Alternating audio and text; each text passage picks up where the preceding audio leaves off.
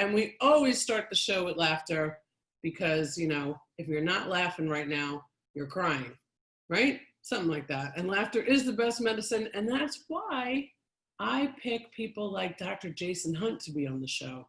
He is an orthopedic surgeon, but he's not just like a regular orthopedic surgeon. And I don't even know how you want to interpret me saying regular orthopedic surgeon, but he is from Kentucky. That's true. So him and I have had many, many laughs together about him being from Kentucky and me being from New York. I will let him say hello to you, and then we'll give you some more framework, because I want to have a nice little chat about what's been going down in your COVID-19 world in orthopedics. Sure. Well, hello everyone, and thanks for. We met on the Instagram live stream again recently, and said, "Hey, let's do this show." So it's been a while since we connected. So thanks for having me.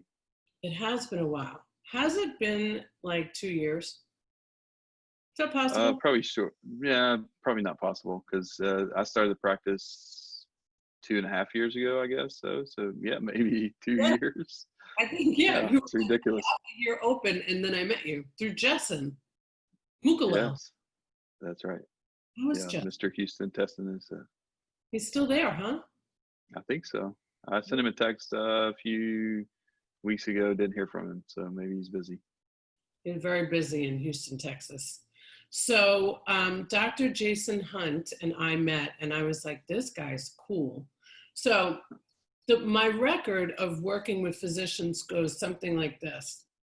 You have to be like, you got to be cool and funny. I like funny, cool, down to earth. Certainly you have to like music. You know, you got to be like, so Dr. Hunt is certainly a good human. He has a very different type of practice. And funny enough, he loves golf. Yeah, our first interaction, I think, when we sat down is you have to get rid of that logo. And I was like, okay, there's lots of things we can talk about, but that's not one of them. That's exactly right. We actually redesigned your logo. Yeah, you tried to. You tried to, and you're like, no, that's not happening. Yeah. So, and I am not a lover of golf. My husband is. So, you know, us having conversations about golf was like, but what you do for golfers and what you do for athletes is kind of incredible. So I want to give everybody like a little insight as to what you actually do, because you do work with a lot of athletes, and you do sure. Pro bono too, which is amazing. Yeah, we try not to say that out loud, because then it doesn't become pro bono anymore, but it's just, you know, look at me. But yeah, so we started, part of the stuff that we started the whole practice was a marketing to have the go-to place, we thought, in the country for golfers who are injured and who are looking for performance. So I spent a lot of time and also a lot of money on equipment that no one else had, to try to put a combination of stuff together that we could speak to initially amateur golfers who moved to Florida for the rest of their life to play golf, but then also grow that into something that we can help professional golfers with on every level. And so we've been really, really grinding to that over the last 2.5 years and changing those protocols. And so now we've had about, I think I lost count, maybe 32 professional golfers that we've had come through now. Mm-hmm. So we have it at a level that is very, very good. And some insight of the nuts and bolts are, we have a very fancy machine where we can check the range of motion of your thoracic spine, or the top part of your spine. And then based on symmetry, so side to side, which way you turn, we have treatments that we've designed with this electrical stimulation machine to correct that in the same day. So it's really the first place ever that you could go with asymmetry in a thoracic spine and then leave with a solution, which is symmetry. Typically the people that they're not really competitors, but the people who had been in that business before would give people a 9-week stretching program and workout program, and then 9 weeks kind of say you can get 4 to 5 degrees of range of motion back. And we've seen multiple times. Now I'm upset if we don't get significant crazy outcomes, but we've seen multiple times that we got people 20 and 30 degrees of range of motion and their symmetry back to 100% symmetrical. And so giving them a healthy spine allows them to play golf better in two ways. One, it prevents injuries like low back injuries. But number two, it's the key to the kinematic sequence. That's how you swing the golf club effectively. And I if have your no idea spine, what the hell you're talking about. What is a kinematic? What? yeah, What? it just means the sequence. And so the nuts and bolts of it are that you make a backswing and you rotate when you make a backswing. And the term is called X factor or X factor stretch. And that's the difference between your lower body and your upper body. So the Mm. more that you can maintain on the way down, the more club head speed you can get, the more efficient that the movement is. So now we're speaking at a professional level, someone who's trying to increase their club head speed, someone who's trying to really push the limits of their body. And that's the trend right now in professional golf, for people just trying to hit it farther, and also trying to prevent injury. So a lot of the workout regimen, I think that goes back to Tiger Woods. You start to look like the first guy who really comes out and becomes a super elite athlete and becomes a golfer. That's normal now, to have athletes as golfers. And so we're just trying to really push the envelope and get the body as optimized as possible so they can have an efficient motion. We've been successful in doing that. We now have case study after case study of professional golfers where they come in with a asymmetry, and then we fixed it for them. And so we have a pretty big following from that standpoint. And then we've gone past that and got into the autonomic nervous system, which is the nervous system that you can't control. So fight or flight is sympathetic nervous system, and then parasympathetic is the rest side. So we've been able to, with some of the protocols we designed and some of the stuff we do with NeuFit, help people get in a parasympathetic state. And by doing that, it's what golfers would call the zone. So, or any athlete, that you feel like you're in the zone. It's a parasympathetic state where you process things better, you read putts better, everything goes better.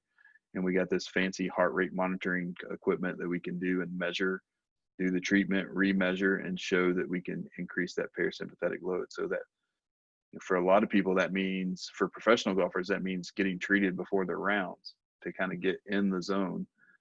For everyone else, like me or anyone else who enjoys golf, it's really just getting in a better, healthy state. That also measures your biological age and your physiological age. So how old you are based on a calendar, how old you are based on how your heart's working. So we've also been able to prove several times that we can make you younger. Ooh, And so, aging. So let's dispel yeah, some. not anti-aging. Yeah, like the box behind me. So let's dispel some of the rumors about orthopedic surgeons. They're nasty. They're just nasty. I tell you. So one of them is that you guys want to just operate on anybody that comes in. True or false? That's false. Okay. So I can detest, that's not the right word. Listen, I don't even know what I'm saying anymore. I can attest to that, There not you go. because I sent you my mother.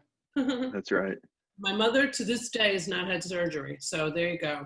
And you know, you've all met my mom on this show. She's a lovely woman from Dublin, and she would never lie to you. What else do people think about orthopedic surgeons that's not true? I think probably the biggest misconception is that we just sit in the back of our clinic and count all the money that we make by operating on people. Right. Money tree. I forgot about that. Yeah, there's a lot of indications around how insurance pays us and what the reimbursement is, and the perception, and maybe we created it as physicians or as orthopedic surgeons, that you know, we're just, you're here, and the way that we make our money is operate on you. So, and then we're going to make a bunch of money. And a lot of it's just because of not understanding the insurance stuff and seeing EOBs and lots of stuff that goes out. So it's not the public's fault that they believe that. It's just our fault because we haven't educated anyone on that situation. Some people are astounded to hear that I make $500 for a surgery. They're like, "What? No, you mean 50,000?" Right. Like, no, I mean 500. Right. I mean, a lot of people don't really understand an EOB is an explanation of benefits. It's not actually a bill, Right. but it's explaining the benefits. And there's so much misconception, and we've had long conversations, you and I, about what's gone on in the insurance industry. And majority of physicians that I have worked with through the past are the ones that have broken out of corporate. Now, there are not many orthopedic surgeons that break out of corporate and start their own practice and focus on professional athletes and golfers and spend, a ton of kizash that everybody thinks that is growing in the backyard of Dr. Hunt's house to get the best equipment, to get somebody to the place of excellence that you're striving to get them to in their game of following a ball around with a stick. I'm kidding, everybody. Like, it's a thing. My husband and my father spend, I don't know, godly amounts of hours on that golf course. So let's talk about what it's been like since this wonderful pandemic has hit. Of course, I'm kidding, but I'm just so tired of even mentioning the pandemic. But you've been in practice for over 2.5 years on your own, and I know what it's like to be a startup, really, and that's difficult. And then tack on a global pandemic. And how are you doing? Yeah, I'm good. I can't complain about it, but we did have to do what I say entrepreneur. I'm not a real entrepreneur because real entrepreneurs risk everything and they put everything they have on the line to chase a dream or chase an ideal or chase an IPO or something, whatever you're chasing if you're an entrepreneur. But you risk a lot of personal assets, and when you go into private practice, there's just not many of us left, like single orthopedic surgeon guys who are trying to do a private practice. And that used to be the norm, and it's obviously not the norm now. And a lot of it's financial, and a lot of it's just the risk that people aren't willing to take or the amount of work that it takes to pull it off. So for us, elective surgery got shut down, and a large portion of our business is around elective surgery. What's interesting though is the rehab side of things that the protocols we kind of designed kind of lived through COVID. Like people came to their treatments because it became an alternative to surgery to diminish pain, which means a lot of people were hurting with rotator cuff tears and meniscus tears that we couldn't do their surgery. So we had an alternative for them. And so the therapy side of things for us kind of survived the coronavirus stuff. Now the surgery stuff shut down. So big, huge financial impact. So we decided, like I say entrepreneur again, but like entrepreneurs do, we're going to pivot and we're going to do something different in order to survive. And so to do that, we started looking at expanding our services. Right? You just start a show and you start interviewing Yeah. people. Yeah, I No get doubt. You are No a real doubt. entrepreneur, by the way. I challenge you on that because an entrepreneur, it's not about risking everything. It's actually about doing what you love, no matter what the outcome is, and doing the right thing. And I meant that I didn't want to offend anyone who said, I put my last, $64 into this business and going forward. Because the truth of the matter is I do have an umbrella to fall with if it were to go down in a bad way. I can get a job. Right. And so a lot of people put everything, they don't have a backup job. They don't have anything. So I was saying that to respect people who are entrepreneurs and put everything on the line, because for me, the truth of the matter is like I have something to fall back on if needed. And so I can't have the same amount of risk factor that someone else does when they start a business. So I love those people. I know lots of those people. So when you start to do that, that's something that, fortunately or unfortunately, depending on how you look at it, I still treat it as if I don't have anything to fall back on, because I'm not going to do anything different than what we're doing right now, because I'm committed to it. There's a pivot that you started to mention. Sure. I know that you started a nonprofit, which I want everybody to hear about too. Yeah. Well, so that's one of the things we did for sure, is we said, okay, I have a little bit of time now where I'm not operating. What are we going to do? And the first thing that started was we need to help in whatever way we can. So like you said, we have a history of taking care of people who couldn't help themselves since I've been in Tampa Bay. But it was really big that, I don't think we've even seen the financial fallout that's going to happen yet from what's happening with this pandemic. So I decided to start a nonprofit. We call it OrthoLinks Care Foundation, to support the same athletes that we take care of right now whose parents have lost their job or lost their insurance because of coronavirus. You know, as sports start back, the injuries are inevitable, and we don't want someone whose parents have lost their job or insurance to go without orthopedic care. So our biggest push initially is going to be fundraising and, you know, everything that a nonprofit does to support a group of people for those athletes whose parents have lost their insurance or lost their job. And then coronavirus will end and we'll get past it and we'll get through it. And then we'll also pivot again and we'll take that same nonprofit and find a different avenue to raise money for and help people. And it'll always be based around delivering orthopedic care, but we'll look and see what's next and how we can continue to help people. So that was one of the pivots. And then the other part is I had to telemedicine or what, it became a big deal for everything. And so it literally changed my practice, because now we were able to consider expanding into Orlando now, because I can see a patient who lives in Tampa in Orlando on the iPad in a way that first place before I would never consider doing that before. I know, I can't even imagine. I'm so excited to hear this. Tell everybody. And number two, it allowed me then to become more mobile, so I can actually open a clinic in Orlando, and we're looking at opening a clinic in Orlando very, very soon with another non-operative physician. Like Dr. Kahari is here, we'll have another non-operative physician there. So then I can help both of those. It does two things. One, it expands our business, so it allows me to financially make up for some of the stuff that happened because of coronavirus. But number two, we get access to a whole new community, and we get to introduce what we're doing into the Orlando area as well. So I'm pretty excited about that. I want to hear how it works with telehealth and your practice. Yeah, so for us, every new patient currently is seeing Dr. Kahari. If you come in with a new complaint, and she is a physiatrist or a physical medicine rehab doctor who did a sports medicine fellowship, and so she's very equipped to treat all the things that come into an orthopedic clinic. And if it turns out it's a non-operative issue, which, you know, 80% of the people that we see are that, then she kind of takes care of you and gets you through your injury and goes about. Now, if unfortunately you need to meet me because it's a surgical issue, then we set up the next Friday a telemedicine visit. So I see everyone on telemedicine. And, you know, there were some things that happened with insurance companies and the government that allowed it to be possible to get paid.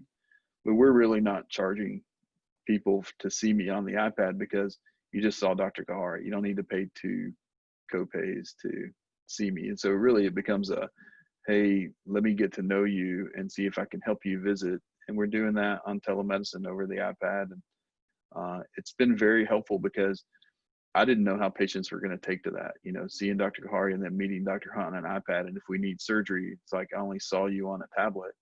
But it's been going very well, because we're persistent about it, and we're trying to still, you know, create a second level of excellence that goes past whatever our competition's doing. So because of that, we're just trying to do it realistically, meaning like you can see me anytime.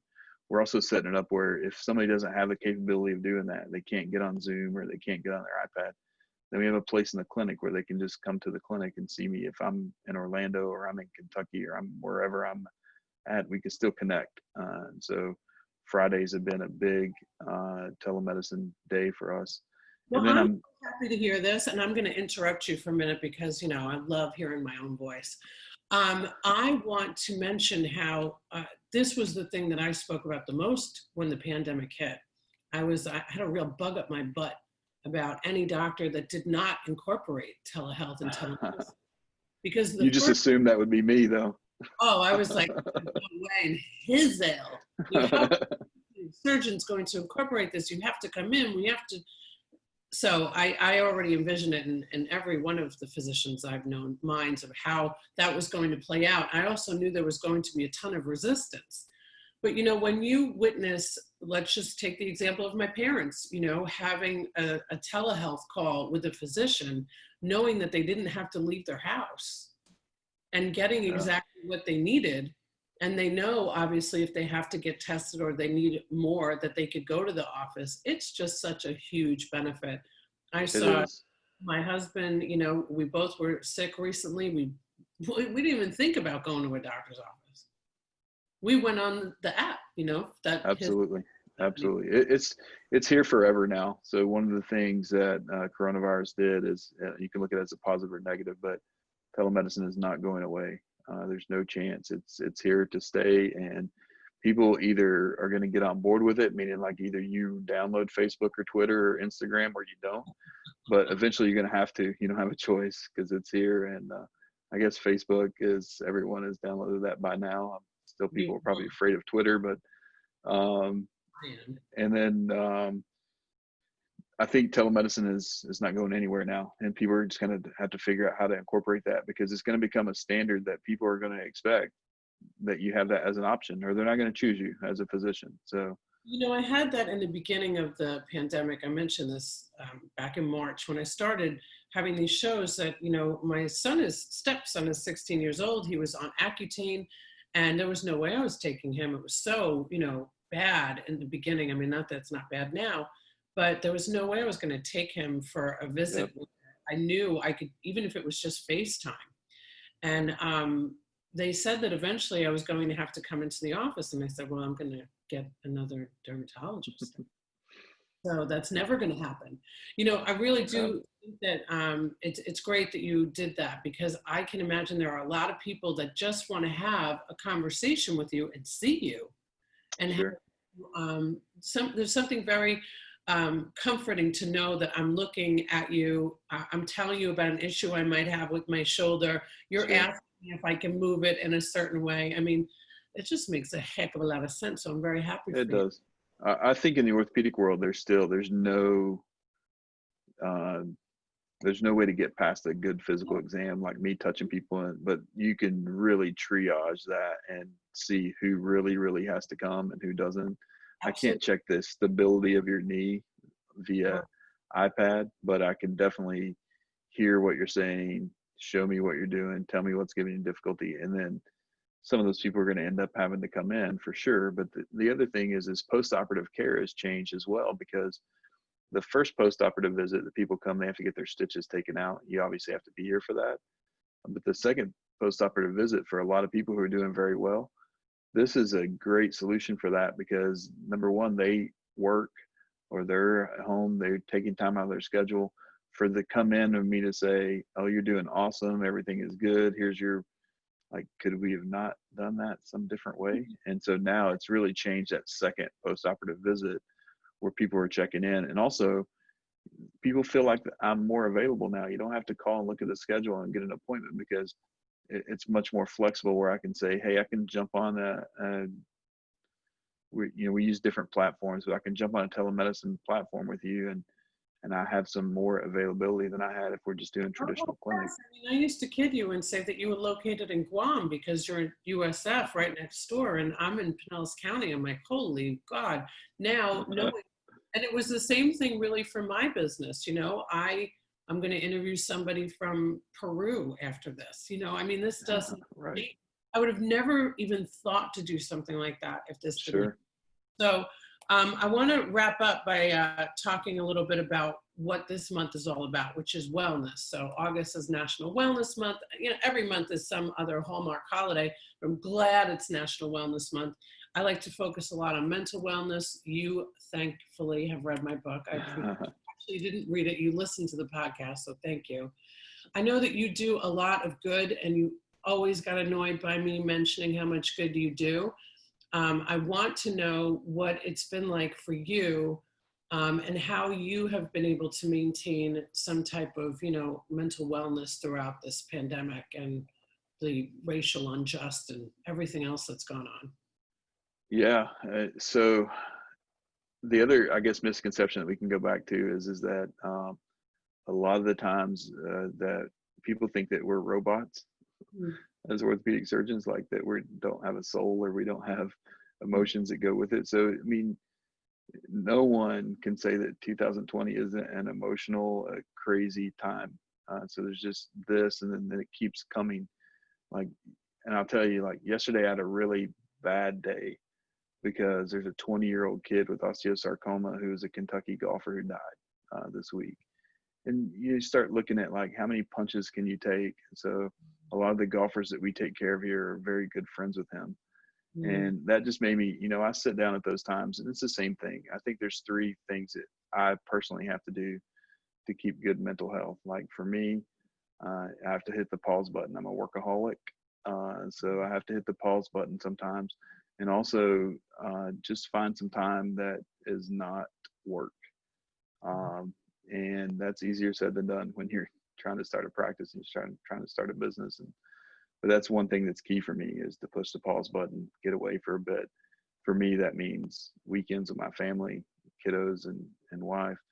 And then the other part of it is just knowing that I have the disposition that I want to save the world or I want to keep going, whatever. And you have to realize that you have to take care of yourself before you can take care of everyone else.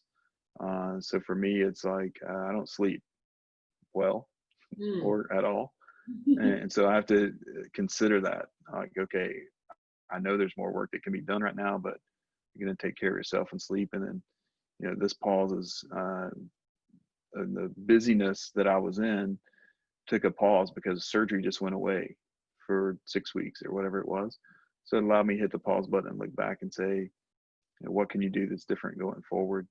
And then the last component of it is like, I believe that everyone has a spiritual component of mental wellness. And so for me, it's personally reading and reflecting and journaling or whatever you need to do to really be able to look back and say, this is what I was feeling. Because in the grind of what you do and the grind of what I do, it's easy just to keep living and keep going and not look back and not push the pause button because it's easier sometimes to do that.